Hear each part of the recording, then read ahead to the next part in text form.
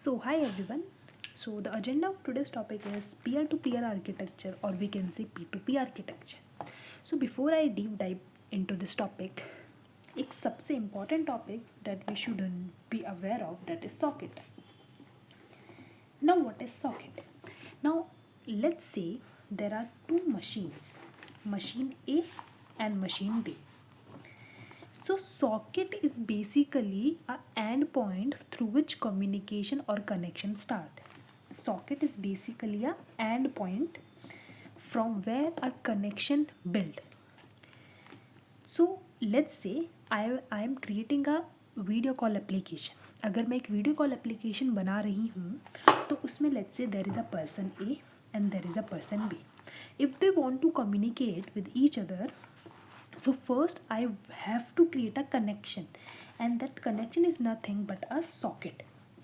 Now socket contains two information, IP address and port number. So socket is basically a connection to make a connection between two machines. This machine A should know the IP address of this machine, and on the particular IP address on which port the app is running. So this machine A should know the IP address of this machine B and should know the port number. Because अगर मान लो मेरे पास phone है और मुझे किसी से communicate करना है, तो सिर्फ फ़ोन होने से कुछ नहीं होगा. मुझे उसका फ़ोन नंबर भी पता होना चाहिए, तभी तो मैं उससे कम्युनिकेट कर पाऊँगी. तो सिमिलरली मुझे पहले पता होना चाहिए मुझे किससे कम्युनिकेट करना है. तो अगर मुझे मशीन ए से कम्युनिकेट करना है तो मुझे उसका IP एड्रेस और उसका पोर्ट नंबर पता होना चाहिए. अब ये तो वन वे हुआ कि मुझे ए के पास बी की इन्फॉर्मेशन है, बट बी को भी तो पता होना चाहिए उसे किससे कम्युनिकेट करना है. So B should have the IP address and port number of machine B. Once the socket is created, socket means a connection is built. When the connection will build when the data of when the IP address and port number of both the machine will be exchanged. Now in P2P architecture, how do we exchange this data? In P2P architecture, we don't need a server. Why? Let's say there are four machines, a machine A, a machine B, a machine C, and a machine D. Sorry. In peer-to-peer architecture, if there are four machines within a network, and let's say ये सब एक video call application पे एक app पे बात कर रहे हैं, तो इनकी क्या क्या शेयर होगी? इनकी वीडियो और ऑडियो शेयर होगी, इसकी भी वीडियो ऑडियो शेयर होगी, सिमिलरली इसकी वीडियो ऑडियो, सिमिलरली इसकी वीडियो ऑडियो. अब होगा क्या, अगर ये चारों एक वीडियो कॉल एप्लीकेशन पे बात कर रहे हैं, लेट्स से गूगल मीट, तो पहले ए के फ्रेम जो वीडियो होती है वो फ्रेम में शेयर होती है. तो ए के वीडियो फ्रेम शेयर होंगे बी के साथ, ए के वीडियो फ्रेम शेयर होंगे सी के साथ, और सिमिलरली शेयर होंगे डी के साथ. सिमिलरली बी का वीडियो फ्रेम शेयर होगा ए के साथ, डी के साथ और सी के साथ. सिमिलरली सी का बी के साथ शेयर होगा, ए के साथ शेयर होगा, सी के साथ. सिमिलरली डी का बी के साथ, सी के साथ और ए के साथ. इट मीन्स अगर हम P2P आर्किटेक्चर की बात करें और P2P आर्किटेक्चर में हमारे पास मशीन्स हैं और उस मशीन्स को हम कनेक्ट मतलब उनके IP एड्रेस और पोर्ट नंबर शेयर करा के कनेक्शन बिल्ड कराना चाहते हैं, और कनेक्शन बिल्ड करवाने के बाद उनको कम्युनिकेट करवाना चाहते हैं इन रियल टाइम. सो अगर हमारे पास टोटल n नोड्स हैं, नोड्स का मतलब हर एक मशीन इधर एक नोड है और एक पीयर है. सो अगर हमारे पास n नोड्स हैं, n नोड्स मतलब अगर हमारे पास 4 नोड्स हैं, तो हर नोड को n-1 कनेक्शन हर मशीन को शेयर करने पड़ेंगे. n-1 कनेक्शन मतलब अगर मेरे पास in total n node 4 node हैं, तो एक नोड को कितनी बार डेटा अपलोड करना पड़ेगा? 3 बार. क्यों? पहले ये इसको डेटा अपलोड करेगी, फिर ये इसके साथ डेटा शेयर करेगी, फिर इसके साथ डेटा शेयर करेगी, राइट? सिमिलरली बी भी 3 बार इसके साथ डेटा शेयर करेगी, इसके साथ डेटा शेयर करेगी, इसके साथ डेटा शेयर करेगी। सो P2P आर्किटेक्चर में जितनी नंबर ऑफ नोड्स होती हैं n-1 बार आपको डेटा अपलोड करना पड़ता है। तो यहाँ पर हर मशीन इंडिपेंडेंट है, बैंडविड्थ सबकी सेम यूज़ होगी, सबकी बैंडविड्थ सेम वे में यूज़ होगी, क्योंकि जितनी बार मशीन ए डेटा अपलोड कर रही है दूसरी मशीन पे, उतनी ही बार मशीन डी भी अपलोड करेगी, उतनी ही बार सी भी अपलोड करेगी दूसरी मशीन पे, और बी भी अपलोड करेगी बाकी सब मशीन पे। तो हर मशीन का, हर सिस्टम का P2P आर्किटेक्चर में बैंडविड्थ यूज़ होता है, हर मशीन का यूज़ होगा, स्टोरेज यूज़ होगा, और सबका कंप्यूटेशनल पावर यूज़ होगा। तो ऐसी कोई मशीन नहीं होती जो कि फ्रीली हो, जिसकी कोई कंप्यूटेशनल पावर यूज़ ना हो, बैंडविड्थ यूज़ ना हो, या फिर स्टोरेज यूज़ ना हो। अगर यहाँ पर आप मैं एक ग्रीन डायग्राम बनाती हूँ, तो अगर मेरे पास सिमिलर कंसीडर करते हैं मशीन ए है, मशीन बी है, मशीन सी है, and there is a machine D. So अगर ये डेटा अपलोड कर रही है तीनों मशीन पे 3 टाइम्स, क्योंकि नोड्स कितनी है 4, तो n-1 बार आप डेटा अपलोड करोगे दूसरी मशीन पे, तो 1 2 3 अपलोड किया, उतनी ही बार इसको उतना ही डेटा डाउनलोड भी करना पड़ेगा। ये बी का भी डेटा डाउनलोड करेगी, सी का भी डाउनलोड करेगी, डी का भी डाउनलोड करेगी। सिमिलरली बी इसको भी डेटा अपलोड 1 बार, 2 बार और 3 बार करेगा, और बाकी सब का भी डेटा वो क्या करेगा, डाउनलोड करेगा। तो हर मशीन की, दैट्स वाई बैंडविड्थ हर मशीन की यूज़ होती है, कंप्यूटेशनल पावर और स्टोरेज यूज़ होती ही होती है। अब हर मशीन P2P आर्किटेक्चर में इंडिपेंडेंट होती है। Now what do we mean by independent? By independent we mean that if these 4 machines are communicating over a network, now they are communicating via video call, now their video will be shared and their audio will be shared. इसकी video भी share होगी, इसकी audio भी share होगी, इनकी भी video share होगी और ऑडियो शेयर होगी। तो सबकी सिमिलरली में सेम वे में ही वीडियो और ऑडियो शेयर और अपलोड की जा रही है, राइट? ओके, सो सब पे सेम अमाउंट में डेटा, मतलब सब पे सेम सॉर्ट ऑफ प्रेशर है कि इतना आपको भी आपको डाउनलोड करना पड़ेगा, इतना आपको भी अपलोड करना पड़ेगा। अब अगर ये सब वीडियो कॉल पे एक कनेक्शन में बात कर रहे हैं, तो जैसा मैंने बोला दैट ईच पेयर और we can say each node in this connection is independent. मतलब अगर आप वीडियो कॉल पे बात कर रहे हो, राइट, तो कोई नोड एक दूसरी नोड पे डिपेंड नहीं करती। मतलब अगर मान लो कि 4 व्यक्ति एक video call application Google Meet पे बात कर रहे हैं, किसी पर्टिकुलर डी के नेटवर्क इशू में प्रॉब्लम है तो उसकी वीडियो बफर करेगी।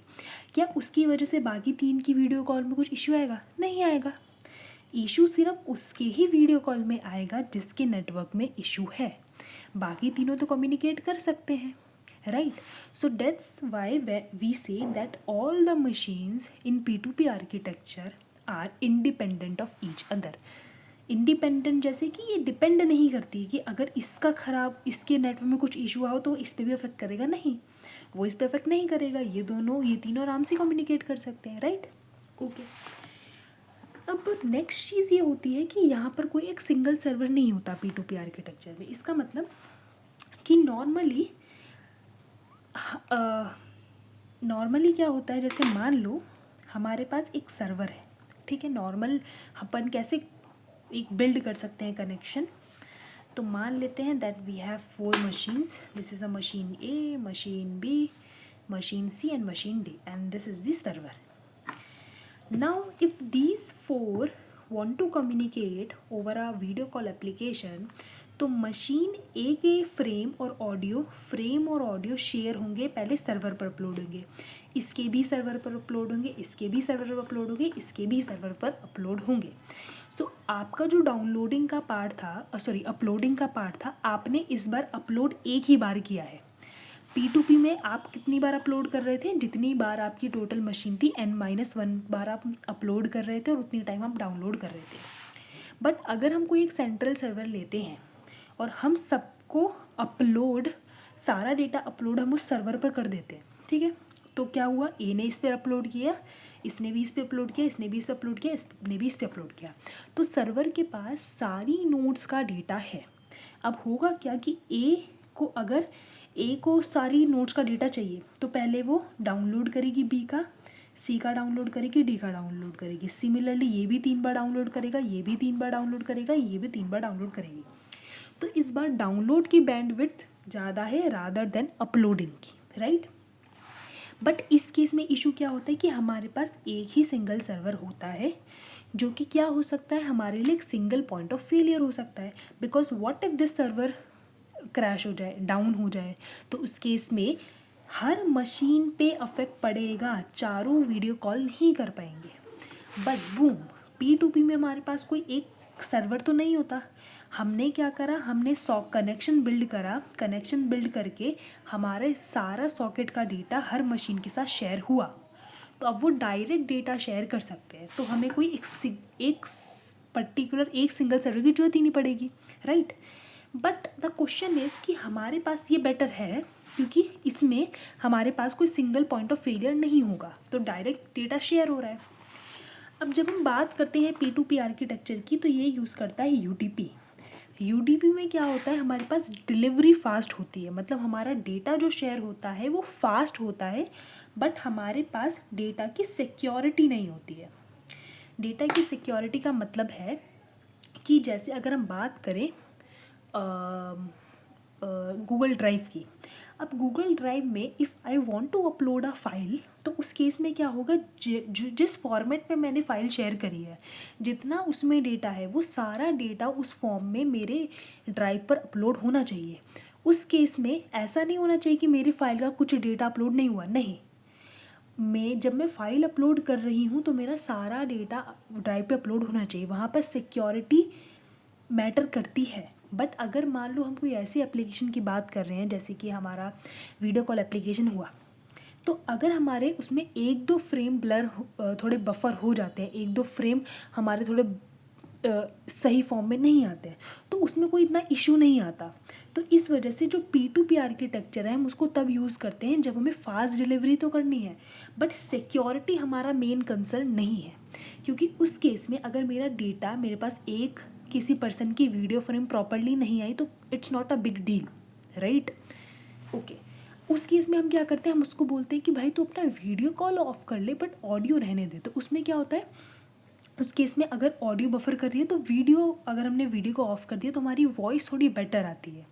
क्योंकि फास्ट डिलीवरी है तो सिक्योरिटी का इशू इसमें थोड़ा कम रहता है। इसमें ये 100% गारंटी नहीं लेता कि आपका जितना डेटा आप हमें शेयर कर रहे हो उतना ही आगे बाकी मशीन के साथ शेयर होगा। This is the one disadvantage, but it is fast.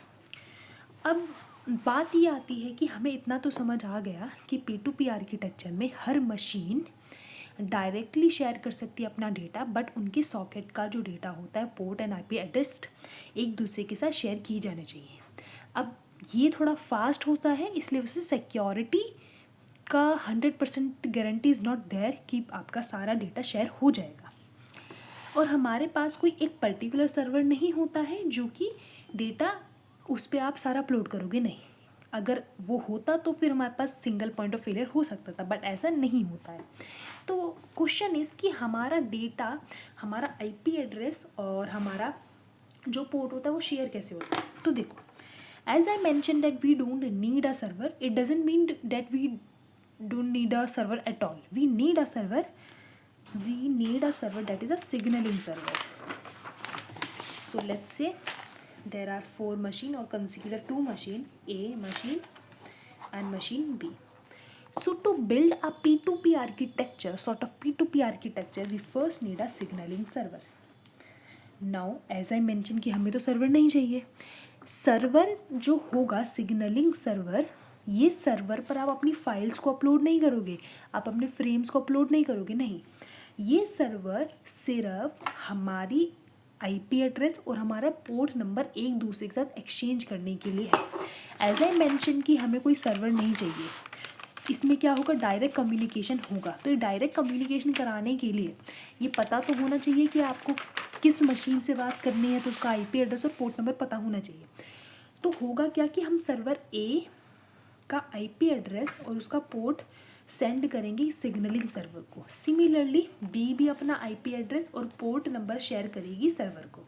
ये server is a signalling server. अब इस सर्वर के पास इसका भी आईपी एड्रेस है और पोर्ट नंबर है ए का, और बी का भी आईपी एड्रेस और पोर्ट नंबर है।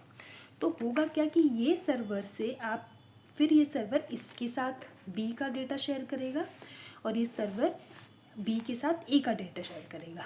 अब दोनों के पास एक दूसरे का आईपी एड्रेस आ गया और दोनों के पास एक दूसरे का पोर्ट नंबर आ गया। तो सबसे पहला स्टेप होता है, हमें चाहिए signalling server. Signalling server just IP address और पोर्ट नंबर को शेयर करेगा। एक बार आपके पास ये शेयर हो गया IP address and port number, आप इसको रिमूव कर सकते हो, इस सिग्नलिंग सर्वर को रिमूव कर सकते हो बस। डेट्स वाई आई मेंशन कि आपको जब फाइल अपलोड करना है, डाउनलोड करना है, वीडियो शेयर होते तो हमें नहीं चाहिए होता सर्वर। वो इसी रीज़न से बोला कि ये सर्वर सिर्फ सॉकेट के डेटा को एक्सचेंज करेगा, डेट्स इट, सिर्फ आईपी और पोर्ट नंबर को एक्सचेंज करेगा। अब मैं सिग्नलिंग सर्वर को रिमूव कर सकती हूँ, बट हम जनरली इसको रिमूव करते नहीं है। क्यों? वो आपको धीरे धीरे you will get to know. So अब इन दोनों मशीन के पास एक दूसरे का आईपी एड्रेस और पोर्ट है। इट मीन्स मशीन ए को पता है कि किसको डेटा शेयर करना है और मशीन बी को पता है किसको डेटा शेयर करना है। Second, after signalling server then we do the connection part. Connection मतलब अब हमें सॉकेट क्रिएट करना है। सॉकेट मतलब कनेक्शन क्रिएट करना है।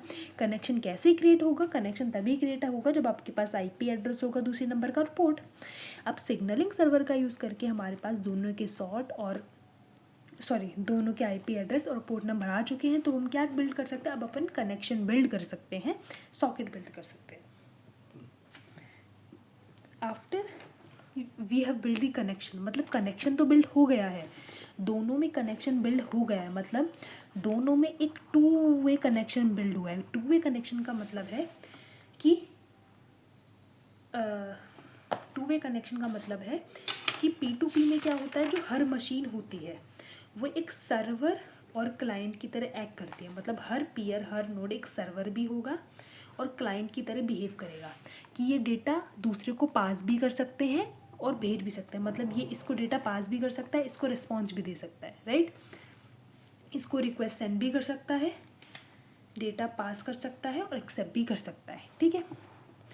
तो हर एक मशीन एक सर्वर की तरह एक्ट करता है, मतलब रिस्पॉन्स भी देगा कि बी ने तुम्हें कुछ भेजा, बी ने तुम्हें कुछ रिक्वेस्ट भेजी, ठीक है, तो तुम इसके लिए कुछ सेम वे में रिस्पॉन्स भी दे सकते हो। और सिमिलरली तुम भी बी को कुछ रिक्वेस्ट भेज सकते हो और बी तुम्हें क्या करेगा, कॉरेस्पॉन्डिंग कुछ रिस्पॉन्स देगा। तो यही मशीन जब रिक्वेस्ट भेज रही है तो एक क्लाइंट की तरह बिहेव कर रही है, और यही मशीन पे जब कोई रिक्वेस्ट आती है तो वो रिस्पॉन्स भी भेजता है, तो एक सर्वर की तरह एक्ट भी कर रही है।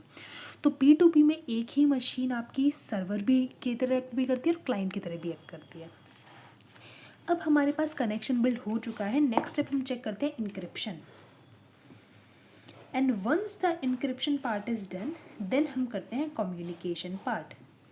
कम्युनिकेशन के लिए इसमें हम बेसिकली वेब सॉकेट का यूज़ करते हैं और UDP का यूज़ करते हैं, राइट। सो जब आपका यही 4 स्टेप होते हैं to create a P2P architecture mainly, कि first we need a signalling server to exchange the IP and port number. Once we have the IP and port, we can now create the connection or the socket, and once the encryption part is done, then both of the machines are ready to communicate over the network. Now as I mentioned that कि ये signaling server once इस server ने दोनों का IP address और port number एक दूसरे का शेयर कर दिया, अब हम इसको रिमूव कर सकते हैं, बट हम इसको रिमूव करते नहीं हैं। क्यों? क्योंकि लेट्स से अभी ये वाली मशीन ने किसी वाईफाई से कनेक्शन कर रखा है, इंटरनेट का वाईफाई से कनेक्ट कर रखा है, but what if wifi slow था तो उसका आईपी एड्रेस सब कुछ और था, लेट्स से 122 पॉइंट कुछ था, राइट, ऐसा था। अब मान लो इसने स्विच करा अपने मोबाइल के डेटा पे, तो उस टाइम पे आईपी एड्रेस डिफरेंट हो जाएगा। अब आईपी एड्रेस डिफरेंट होने का मतलब ये है, एक मिनट मैं यहाँ पे क्रिएट करती हूँ। जैसे मान लो ये मेरे पास मशीन ए है और ये मेरे पास मशीन बी है, तो अगर इसने पहले मोबाइल डेटा से कनेक्ट कर रखा था तो इसका आईपी एड्रेस अलग था, ठीक है, ओके, इसका आईपी एड्रेस कुछ था, इसका पोर्ट कुछ था, इसका भी पोर्ट था, तो सिग्नलिंग सर्वर ने एक दूसरे से इनका डेटा आईपी एड्रेस और पोर्ट एक्सचेंज करा दिया। बट व्हाट इफ़ कि ये अभी मोबाइल डेटा पे था और इनका डेटा मोबाइल डेटा ख़त्म हो गया, तो ये वाईफाई पे स्विच करा। अब वाईफाई पे स्विच करा है तो इनका आईपी एड्रेस हो गया डिफरेंट। अब अगर आईपी एड्रेस डिफरेंट है, इट मीन्स जो आपने कनेक्शन बिल्ड करा था वो कनेक्शन बिल्ड ब्रेक हो जाएगा, क्योंकि अब आईपी एड्रेस अलग है। मतलब यहाँ पर सिग्नलिंग सर्वर के लिए एक मशीन अलग हो गई।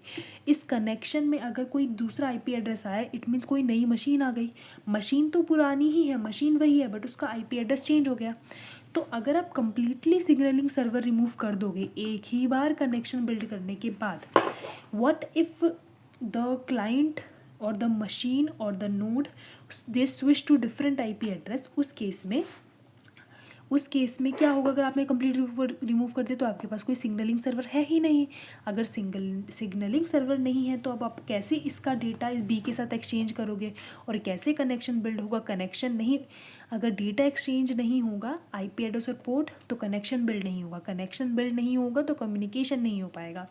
इस ही रीज़न की वजह से हम यहाँ पर जो हमारा सिग्नलिंग सर्वर होता है उसको रिमूव नहीं करते हैं। एक बार डेटा एक्सचेंज हो जाता है ठीक है, बट उसको कम्प्लीटली रिमूव इसलिए नहीं करते हैं क्योंकि हो सकता है चेंज हो जाए। अब इसका आईपी एड्रेस चेंज हो गया तो कनेक्शन लूज़ हुआ। कनेक्शन लूज़ होने के बाद क्या होता है? थोड़ा सा बफर होता है, बट ऑटोमेटिकली इसका आईपी एड्रेस इसके साथ शेयर कर दिया जाएगा। इसका तो सेम ही था तो इसका एज इट इज़ रहेगा, इसका इसके साथ शेयर कर दिया जाएगा आईपी एड्रेस और पोर्ट नंबर। देन डेटा मतलब IP address port number share हो गए, कनेक्शन बिल्ड हो गया, तो आप कम्युनिकेशन करा सकते हो। दिस इज़ द रीज़न कि हम सिग्नलिंग सर्वर को रिमूव नहीं करते हैं। So this is about P2P architecture which is more suitable, जिसमें इक्वल ही सब पे equal amount of bandwidth use होती है, इक्वल अमाउंट ऑफ सबका स्टोरेज और सबकी कंप्यूटेशनल पावर यूज़ होती है। ऐसा कोई मशीन नहीं होगा जो फ्री होगा, उसकी कोई कंप्यूटेशनल पावर और स्टोरेज और बैंडविड्थ यूज़ नहीं होगी, सबकी यूज़ होगी सिमिलर अमाउंट में, क्योंकि सभी n(n)-1 टाइम्स अपलोड करेंगे और डाउनलोड करेंगे। So this is what P2P architecture is, and to build the P2P architecture I have mentioned these 4 steps. I hope you like this video. Thanks for watching.